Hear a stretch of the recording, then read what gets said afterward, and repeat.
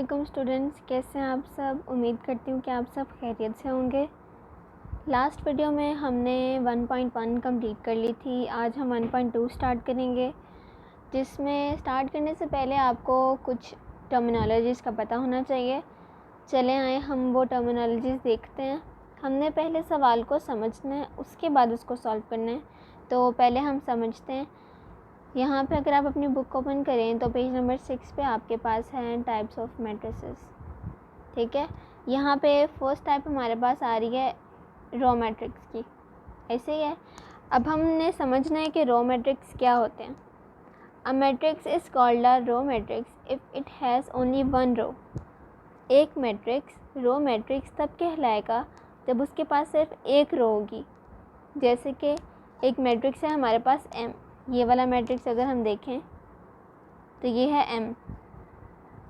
इसमें अगर हम देखें तो कितनी रो हैं, आपको मैंने बताया था इस लाइन में रो होती हैं और इस लाइन में कॉलम होते हैं, ऐसी है। तो इसमें कितनी रोज़ हैं, इसमें सिर्फ एक रो है। इसका मतलब हम इसको रो मैट्रिक्स कह सकते हैं। ठीक है, नेक्स्ट हमारे पास जो एग्जांपल है उसमें ये M की वैल्यू उसने दी हुई है 1 और -1। ये भी पूरा एक रो में मौजूद है, तो इसका मतलब हम इसको रो मैट्रिक्स बोल सकते हैं। ठीक है, अगर हम इनके ऑर्डर देखें तो ऑर्डर में आप देखें 1/3 और 1/2, ऐसे ही है।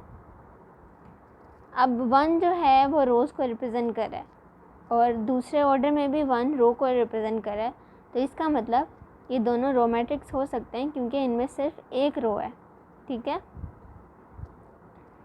अब आप देखें नेक्स्ट है हमारे पास कॉलम मैट्रिक्स। कॉलम मैट्रिक्स क्या होगा, इसके नेम से आपको क्या पता चलता है कि ये क्या है।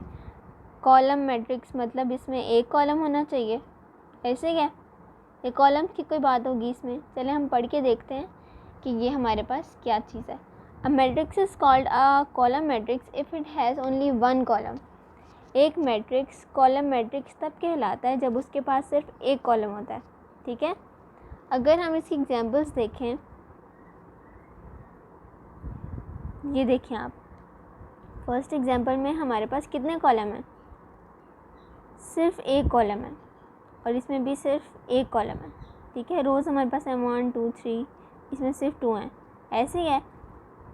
लेकिन कॉलम हमारे पास सिर्फ एक है, तो इसका मतलब हम इसको कॉलम मैट्रिक्स कह सकते हैं। इनके ऑर्डर देखे जाएं तो 1 किसको यहाँ पे रिप्रेजेंट कर रहा है, कॉलम को, तो इसका मतलब इसमें सिर्फ एक ही कॉलम है, तो हम इसको कॉलम मैट्रिक्स बोल सकते हैं। आगे हमारे पास आता है रेक्टेंगुलर मैट्रिक्स। ठीक है, तो अब इसको देख लेते हैं, हम इसको समझ लेते हैं। अगर हम रेक्टेंगल देखें तो वो इस शेप का होता है। ठीक है, रेक्टेंगल इस शेप का होता है। अगर हम उसकी ये वाली साइड को रो बोल दें और उसकी दूसरी ये वाली साइड को हम कॉलम बोल दें, तो अगर हम रेक्टेंगल में देखें तो उसकी ये दोनों साइड्स कभी भी इक्वल नहीं होती। अगर ये दोनों साइड्स इक्वल हों तो ये कभी भी रेक्टेंगल ना बने, ऐसे ही है। इसका मतलब इसकी दोनों साइड्स इक्वल नहीं होती, इसलिए रेक्टेंगल होता है। इसमें अगर हम मैट्रिक्स की टर्मिनोलॉजी से देखें तो अगर रो और कॉलम इक्वल नहीं है तब वो रेक्टेंगुलर मैट्रिक्स कहलाएगा। ठीक है, इसकी डेफिनेशन पढ़ के हमें और समझ आ जाएगी।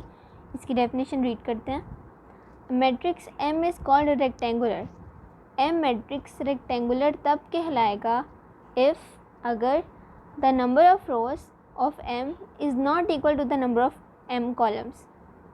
सिर्फ एक M मैट्रिक्स है, उसके अंदर जो रोज़ हैं और कॉलम हैं, रोज़ और कॉलम दोनों ही अगर इक्वल नहीं होंगे तो हम उसको रेक्टेंगुलर मैट्रिक्स बोल सकते हैं। अगर रोज़ और कॉलम इक्वल हो गए तो हम उसको रेक्टेंगुलर नहीं बोल सकते। ठीक है, एग्जाम्पल से देखते हैं ताकि हमें और समझ आ जाए। इसकी फ़र्स्ट एग्जाम्पल ये वाली देखें। इसमें क्या है 1 2 1 1 2 3। इसमें इसका ऑर्डर अगर हम लिखें तो ये बनेगा 3/2। ये देखें, ऑर्डर ऑफ ए इज़ 3/2। 3 और 2 सेम वैल्यूज़ तो नहीं है, डिफरेंट वैल्यूज़ हैं। इसका मतलब ये रेक्टेंगल हो सकता है क्योंकि इसकी रोज़ और कॉलम्स आपस में इक्वल नहीं है।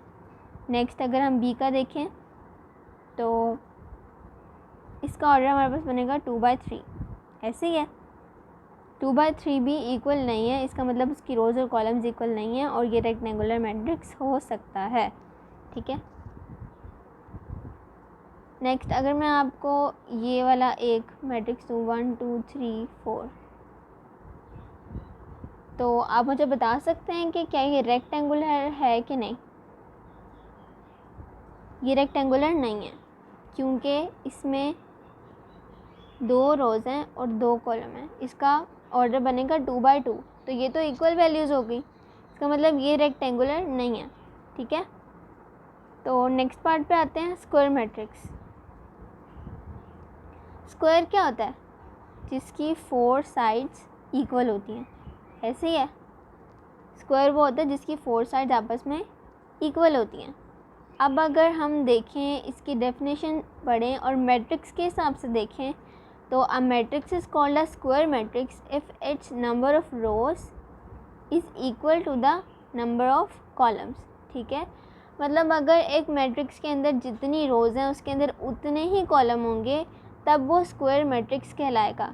हमने इन टर्मिनोलॉजीज़ को इतनी अच्छी तरह से समझना है, रीड करना है, अपने दिमाग में बिठाना है कि जब हम क्वेश्चन सॉल्व करने लगें तो हमें सोचना ना पड़े, हमें पता चल जाए कि ये कौन सा मैट्रिक्स है, ताकि हम अपना क्वेश्चन जल्दी से सॉल्व करके अगले की तरफ मूव कर सकें, ठीक है।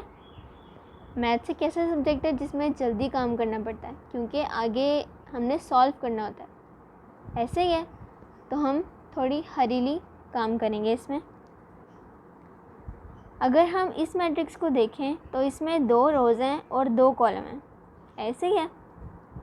तो ये स्क्वायर मैट्रिक्स हो सकता है क्योंकि हमने पढ़ा है कि स्क्वायर मैट्रिक्स में नंबर ऑफ़ रोज़ इक्वल होती है नंबर ऑफ़ कॉलम के, ऐसे ही है। उसके बाद हम नेक्स्ट पे मूव करते हैं, नल और ज़ीरो मैट्रिक्स, ठीक है। अब नल का मतलब क्या होता है? मतलब जो कोई चीज़ ना हो, ज़ीरो चीज़ हो, उसको हम नल कहते हैं। नल और ज़ीरो हम एक ही मैट्रिक्स को नाम देते हैं। क्यों देते हैं, हम इसको रीड करते हैं। A matrix is called a null और zero matrix if each of its entries is zero. मैंने आपको फर्स्ट लेक्चर में बताया था कि एंट्रीज़ क्या होती हैं। एक मैट्रिक्स में जितनी भी वैल्यूज़ लिखी होती हैं वो उसकी एंट्रीज़ होती हैं। अगर एक मैट्रिक्स में उसकी हर एंट्री ज़ीरो होगी, जैसे कि इसमें इसमें इसमें इसमें इसमें इन सब मैट्रिसेस में इनकी एंट्री सारी की सारी ज़ीरो हैं, इसका मतलब हम इन सब को नल और ज़ीरो मैट्रिक्स बोल सकते हैं, ठीक है। तो अगर हम देखें इनके ऑर्डर से हमें इतना कोई उसका नहीं होता क्योंकि हमने सिर्फ इसमें आइडेंटिफाई करना होता कि नल है, ज़ीरो मैट्रिक्स है या कौन सा मैट्रिक्स है, ठीक है। तो अगर हम देखें तो हम इसको रिप्रेजेंट करते हैं ओ से, ठीक है। ये बात आपने याद रखनी है, किसी एमसीक्यू में भी आ सकती है और जब आप सॉल्व करेंगे तब आपने इसको किससे रिप्रेजेंट करना है, ओ से रिप्रेजेंट करना है, ठीक है। नेक्स्ट हमारे पास है ट्रांसपोज ऑफ अ मैट्रिक्स। अब हम समझना है कि ट्रांसपोज क्या होता है। बहुत सारे बच्चे इसमें कंफ्यूज हो जाते हैं कि ये ट्रांसपोज कैसे लेते हैं, ये ट्रांसपोज क्या होता है, ठीक है। तो हमने इसको अच्छी तरह समझना है, उसके बाद इसकी प्रैक्टिस भी करनी है। आप कोशिश करें कि अपने पास से 2-3 मैट्रिक्स ले लें और उनका ट्रांसपोज बार बार निकालने की कोशिश करें ताकि आप डिस्टर्ब ना हो इसमें। पहले इसको रीड कर लेते हैं। A matrix obtained by interchanging the rows into columns और column into rows of a matrix is called transpose of that matrix. अब वो हमें क्या कह रहे हैं कि एक मैट्रिक्स में इंटरचेंजिंग जो होती है किनकी, रोज़ और कॉलम्स की, ठीक है। मतलब एक मैट्रिक्स में एक रो है, हम उसको कॉलम बना दें और कॉलम को रो बना दें, ये होता है ट्रांसपोज। चलें अब इसको थोड़ा समझ लेते हैं, इसकी अच्छी तरह प्रैक्टिस करते हैं ताकि ये चीज़ हमें कंफ्यूज ना करे। अब देखिए हम यहाँ पे एक मैट्रिक्स लेते हैं 1 2 3 6 4 9 8 3 2। ये एक मैट्रिक्स है, इसको हम ए बोल देते हैं, ठीक है। अब हम ए का ट्रांसपोज लेंगे। ट्रांसपोज को यूँ रिप्रेजेंट करते हैं ठीक है, उसके ऊपर टी लिख के इज इक्वल करेंगे। जब हम ए का ट्रांसपोज लेंगे तो आप एक मैट्रिक्स देखें, इसकी पहली रो देखें आप, ये इसकी पहली रो है ना, इसको हम कॉलम बना देंगे। ठीक है, दूसरी रो को दूसरा कॉलम बना देंगे। ठीक है, तीसरी रो को तीसरा कॉलम बना देंगे। अब देखें, इस मैट्रिक्स का जो पहली रो है वो इसका पहला कॉलम था, इसकी जो दूसरी रो है वो इसका दूसरा कॉलम था, इसकी जो तीसरी रो है इसका तीसरा कॉलम था। ऐसे ही है, इसका मतलब हमने इंटरचेंज किया रो को कॉलम में। ठीक है, अभी बात आपने याद रखनी है। दूसरा मैट्रिक्स हम लेते हैं एक,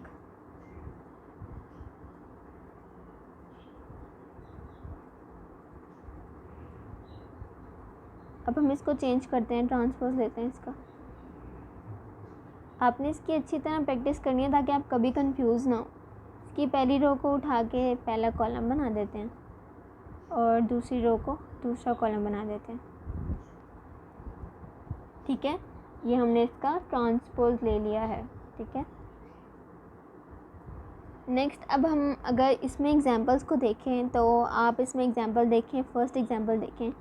इसका पहला कॉलम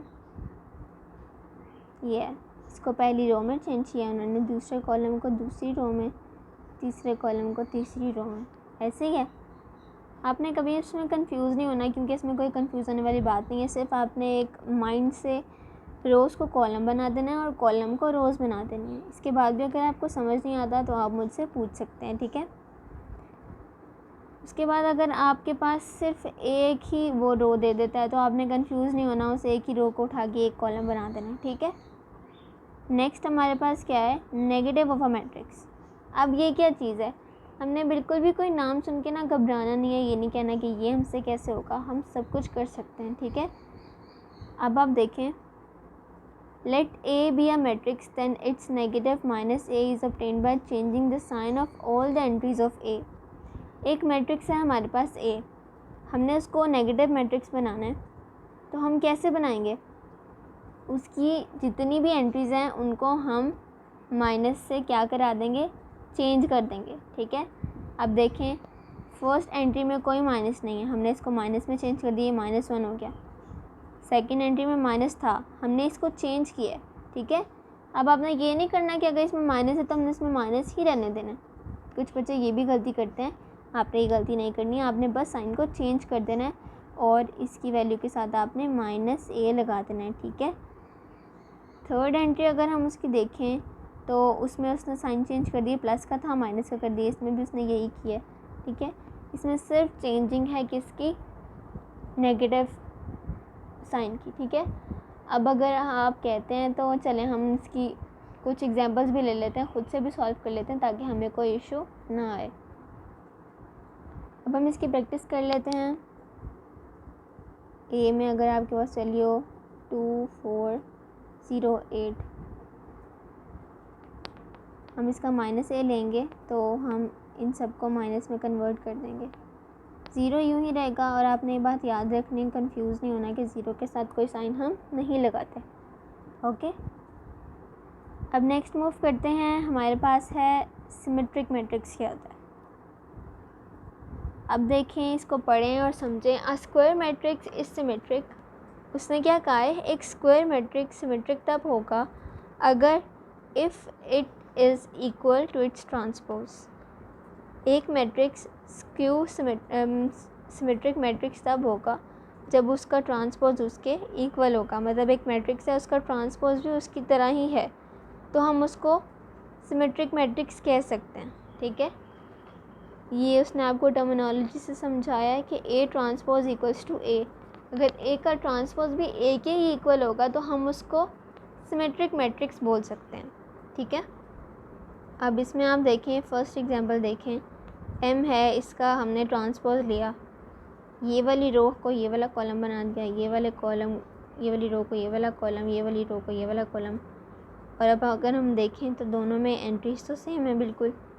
कोरेस्पॉन्डिंग एंट्रीज भी सेम है, मतलब जो जिस जगह पे है वो उसी जगह पे है। इसका मतलब MT इक्वल्स टू M हो गया, ऐसे ही है। तो इसका मतलब ये सिमेट्रिक मैट्रिक्स है। आगे है स्क्यू सिमेट्रिक मैट्रिक्स। दोनों में कंफ्यूज नहीं होना आपने, बस अच्छी तरह इसको समझना है ताकि आप क्वेश्चन को अच्छी तरह सॉल्व कर सकें। A square matrix A is said to be skew symmetric if A transpose equals to -A।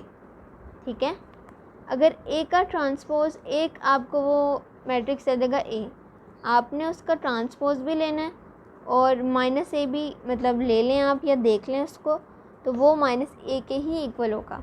अब अगर हम देखें इसको तो A वाला देखें आप मैट्रिक्स, इसका आप पहले ट्रांसपोज ले लें, इंटरचेंज कर लें रो को कॉलम में और कॉलम को रो में। उसके बाद आप क्या करें, इसको -A बना दें। उसमें हम क्या करते हैं, साइंस चेंज कर देते हैं ना। अब इसमें देखें साइन हमने चेंज कर दिए हैं, इसमें 0 के साथ कुछ नहीं होता, इधर 2 के साथ माइनस था, यहाँ पे हमने चेंज कर दिया, इधर -C था चेंज कर दिया, ये हमने इसके चेंज कर दिया और ये हमने इसके चेंज कर दिया, सब कुछ चेंज कर दिया। अब अगर हम देखें तो A ट्रांसपोज किसके इक्वल हो गया, -A के। अगर हम देखें तो ये और ये इक्वल है ना, तो हम इसको प्रूव कर दिया। आज के लिए इतना काफ़ी है। अब हम बाकी इसकी मैट्रिक्स की टाइप्स जो हैं वो नेक्स्ट में डिस्कस करेंगे इंशाल्लाह। नेक्स्ट वीडियो में आपसे मुलाकात होती है। दुआ में ज़रूर याद रखिएगा और प्रैक्टिस ज़रूर कीजिएगा। अल्लाह हाफ़िज़।